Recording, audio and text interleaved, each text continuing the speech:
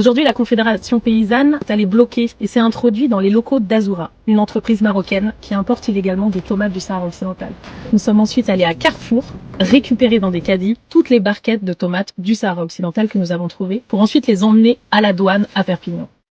L'objectif, c'est de dénoncer les activités du groupe Azura qui importe des tomates et des légumes du Sahara occidental vers l'Union européenne à travers l'accord de libre-échange le Maroc, de manière illégale puisque normalement cet accord n'inclut pas les territoires du Sahara occidental qui est un territoire non autonome à décoloniser selon l'ONU. Le problème pour nous aujourd'hui à la Confédération paysanne, c'est que les producteurs européens et français se retrouvent en concurrence avec ces importations. Les conditions de production, notamment de ces tomates cerises, sont extrêmement différentes. Les normes sont quasi inexistantes, à la fois en termes de droit du travail et de l'environnement.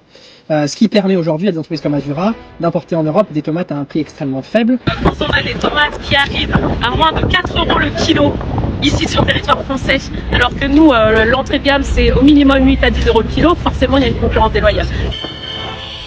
Les prix minimums d'entrée sont une proposition qui permet un commerce international basé sur la solidarité et sur la souveraineté alimentaire et qui nous permettrait de vivre dignement de notre métier. Aujourd'hui, c'est une action jonction de deux histoires. Le combat pour un prix juste, un prix rémunérateur pour les paysans et les paysannes en France, mais aussi le combat contre la colonisation, pour la solidarité avec un peuple qui subit des violations liées à l'accaparement de leurs ressources, à savoir le Sahara occidental. Opération de retrait de tomates illégales. Et nous, Confédération paysanne, on est pour la solidarité entre les peuples et on peut faire du commerce sans signer des accords de libre-échange délétères. Nous, en tant que syndicat agricole paysan français, on porte plainte aujourd'hui contre Azura qui fait des fraudes fiscales sur les droits de douane.